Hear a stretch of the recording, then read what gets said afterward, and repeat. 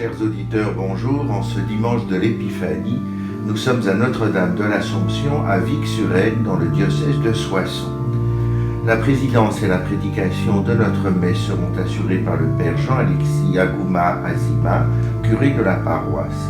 Alors que vous entendez Jean-Louis Danne et vous entendrez au violon Ève Fenoglio et au djembé Fabrice Anacarsis, les chants seront animés par Jean-François Philippon, Florence Lecomte et la chorale paroissiale.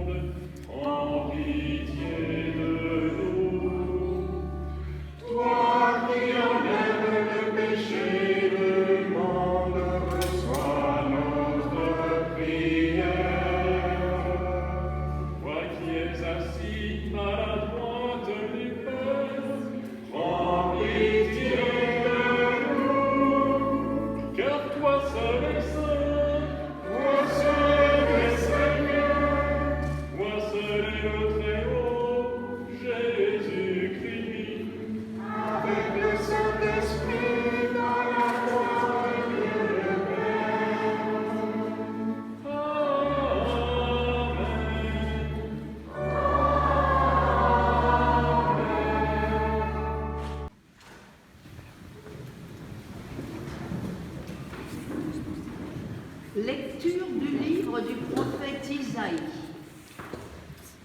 Debout, Jérusalem, resplendis. Elle est venue, ta lumière, et la gloire du Seigneur s'est levée sur toi. Voici que les ténèbres couvrent la terre, et la nuée obscure couvre les peuples.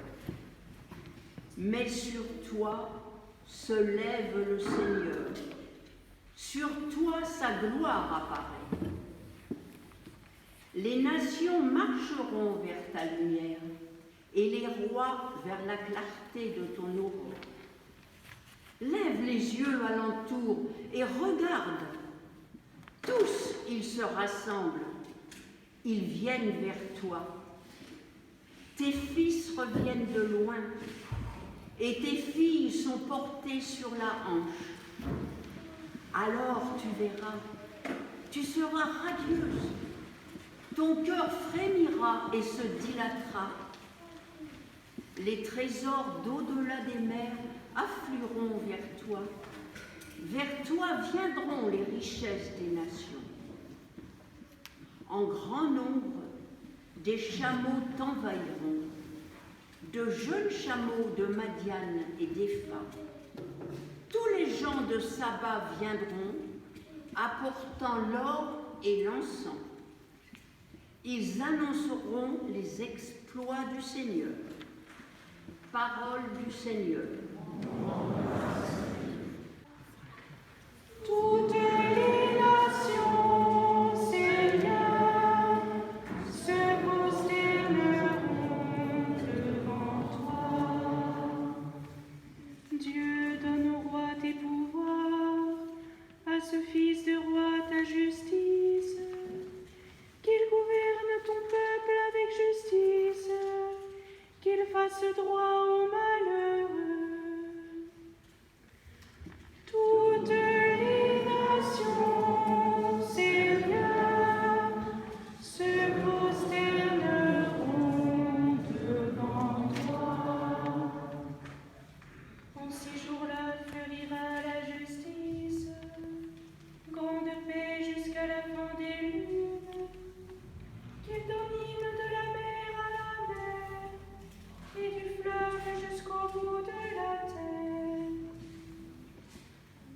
Toutes les nations, Seigneur, se prosterneront devant toi.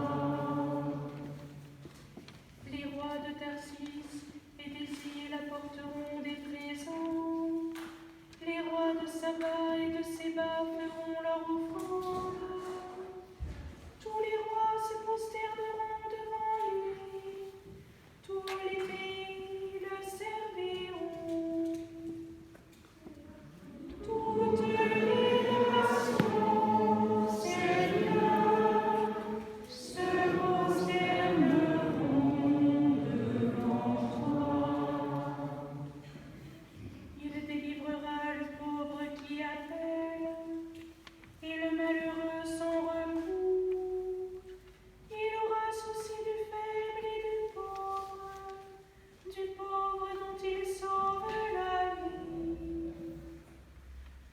Toutes les nations, Seigneur, se prosterneront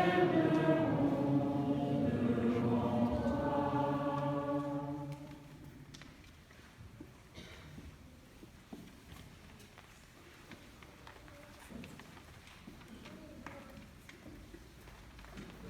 Lecture de la lettre de saint Paul apôtre aux Éphésiens. Frères, vous avez appris, je pense, en quoi consiste la grâce que Dieu m'a donnée pour vous. Par révélation, il m'a fait connaître le mystère.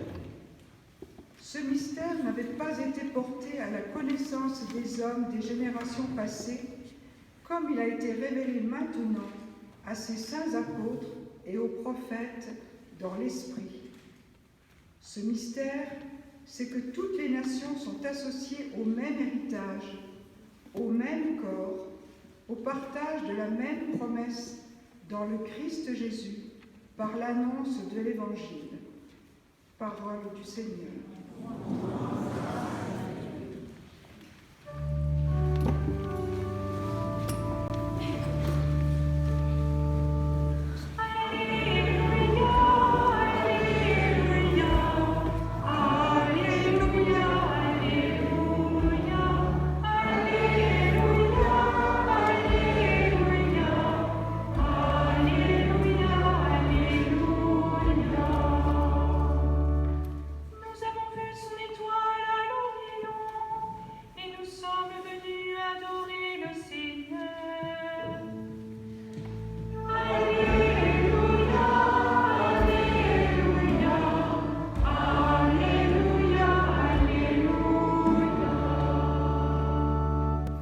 Le Seigneur soit avec vous.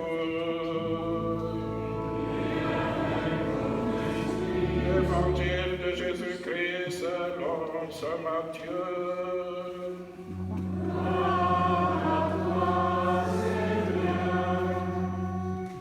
Jésus était né à Bethléem en Judée, au temps du roi Hérode le Grand.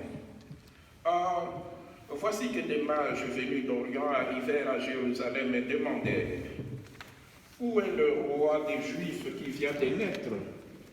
Nous avons vu son étoile à l'Orient et nous sommes venus nous prosterner devant lui. » En apprenant cela, le roi Hérode fut bouleversé et tout Jérusalem avec lui.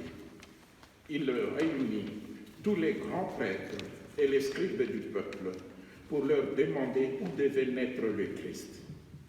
Il lui répondit, à Bethléem, à Judée, car voici ce qui est écrit par le prophète. Et toi, Bethléem, terre de Juda, tu n'es certes pas le dernier parmi les chefs-lieux de Juda, car de toi sortira un chef qui sera le berger de mon peuple Israël. Alors Hérode convoqua les mages en secret pour leur faire préciser à quelle date l'étoile était apparue. Puis il les envoya à Bethléem en leur disant « Allez vous renseigner avec précision sur l'enfant, et quand vous l'aurez trouvé, venez me l'annoncer pour que j'aille moi aussi me prosterner devant lui. » Après avoir attendu le roi, ils partirent. Et voici que l'étoile qu'ils avaient vue à l'Orient les précédait, jusqu'à ce qu'elle vienne s'arrêter au-dessus de l'endroit où se trouvait l'enfant. Quand ils virent l'étoile, ils se réjouirent d'une très grande joie. Ils entrèrent dans la maison, ils virent l'enfant avec Marie, sa mère, et, tombant à ses pieds, ils se prosternèrent devant lui. Ils ouvrirent leur café et lui offrirent leurs présents, de l'or, de l'encens et de la myrrhe. Mais, avertis en songe de ne pas retourner chez Hérode, ils regagnèrent leur pays par un autre chemin. Acclamons la parole de Dieu. Louange à toi, Seigneur Jésus.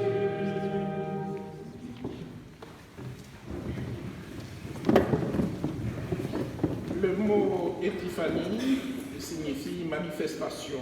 Et donc, l'épiphanie du Seigneur, c'est la manifestation du Seigneur. À qui? À des mages venus d'Orient. Des mages, c'est-à-dire des gens instruits qui réfléchissent et cherchent à découvrir toujours plus avant la vérité. Ces mages viennent d'Orient et donc, ce sont des gens d'une toute autre culture que la culture juive. Les mages dépassent la différence de culture. Cette différence de culture ne sera pas pour eux un obstacle. Ils ne portent pas de jugement de valeur sur les différences de culture et de personnes. Ainsi, ils diront à Hérode, « Où est le roi des Juifs qui vient de naître? Nous avons vu son étoile à l'Orient et nous sommes venus nous prosterner devant lui. » Les mages, ces savants, sont donc des hommes humbles. Ils sont prêts à recevoir la vérité d'où qu'elle vienne. ils ne se prennent pas pour les détenteurs privilégiés de la vérité. Ils ne croient pas que la foi religieuse les écarterait de la vérité, bien au contraire. En observant les astres et en cherchant essence aux positions et au mouvement des astres, les mages ont vu une étoile qu'ils n'attendaient pas. Cet événement leur a paru assez significatif pour qu'ils en cherchent le sens. Ils ont entendu parler d'une tradition qui annonçait la naissance d'un sauveur venu du ciel. Ils ont attribué assez d'importance à cette affaire pour tout quitter et aller adorer ce sauveur. Et Dieu a répondu à leurs recherches. Cela signifie que Dieu fait toujours signe à celui qui le cherche dans la pureté du cœur. Les mages réalisent ce que le prophète Isaïe annonce dans la première lecture de ce jour. Debout, Israël, il est venu ta lumière. L'obscurité recouvre la terre, mais sur toi se lève le Seigneur. L'obscurité, c'est la division entre les hommes, les sociétés, les cultures. L'obscurité, c'est tout ce qu'on invente comme prétexte à division. Les cultures, les langues, les différences de couleurs, voire de morphologie. La lumière, c'est la découverte que Dieu aime tous les hommes dans leurs différences et que ces différences, si on les accepte comme des dons que Dieu fait à chacun pour le bien de tous, sont une richesse pour tous. Aujourd'hui, frères et sœurs, contemplons la démarche des mages. Comme eux, cherchons à adorer. Comme eux, n'érigeons pas en absolu nos différences relatives dues au contexte culturel où notre humanité prend naissance et évolue. Amen.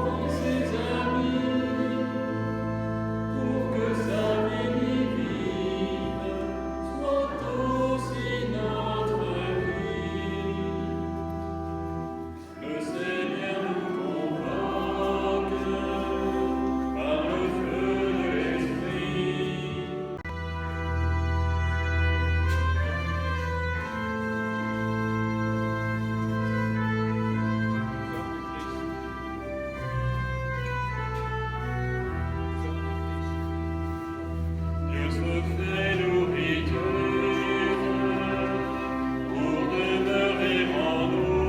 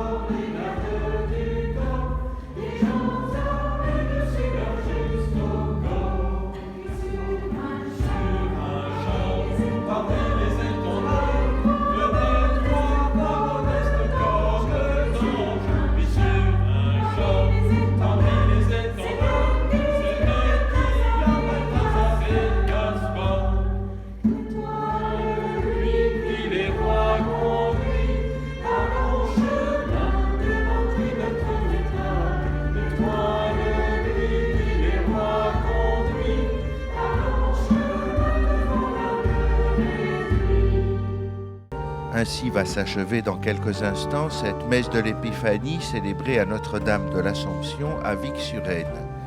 Nous remercions le Père Jean-Alexis Yagouma Azima qui a présidé et prêché, Florence Lecomte, Jean-François Philippon et la chorale paroissiale pour les chants, F. Enoglio au violon, Jean-Louis Dan à l'orgue, Fabrice Anacarsis au djembé et pour la prise de son, Laurent César et Adrien Gazza. Dimanche prochain, 15 janvier, deuxième dimanche du temps ordinaire, nous serons à Saint-Jacques-du-Haut-Pas, dans le 5e arrondissement de Paris. La présidence et la prédication de notre messe seront assurées par le Père David Sandrez. Je rappelle que vous pouvez nous écrire pour nous demander le texte de l'homélie d'aujourd'hui à l'adresse suivante: Homélie radiodiffusée, 222 rue du Faubourg Saint-Honoré, 75 008 Paris.